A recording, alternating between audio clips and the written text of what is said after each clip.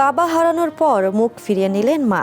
শেষ আশ্রয়ের খোঁজে 2 এতিম শিশু হাজির হলো থানার দরজায়। এই দৃশ্য দেখে চোখে পানি ধরে রাখতে পারেননি অনেকেই। ব্রাহ্মণবাড়িয়ার সরাইলে এমনই এক ভিডিও সম্প্রতি সামাজিক যোগাযোগ মাধ্যমে ছড়িয়ে পড়েছে।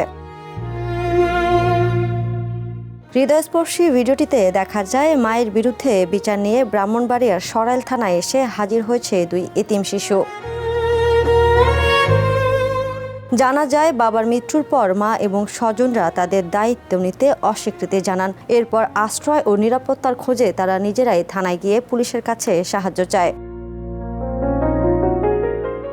ভিডিওটি সামাজিক মাধ্যমে ব্যাপক আলোচনার জন্ম দিয়েছে। অনেকেই প্রশ্ন তুলেছেন, একটি শিশুর নিরাপদ আশ্রয় কি শুধু পুলিশের কাছে? পরিবার, আত্মীয় স্বজন ও সমাজের দায়িত্ব তাহলে কোথায়? এমন পরিস্থিতিতে শিশুদের আইনি সুরক্ষার পাশাপাশি প্রয়োজন নিরাপদ আশ্রয়, মানসিক সহায়তা এবং মানবিক সহযোগিতা।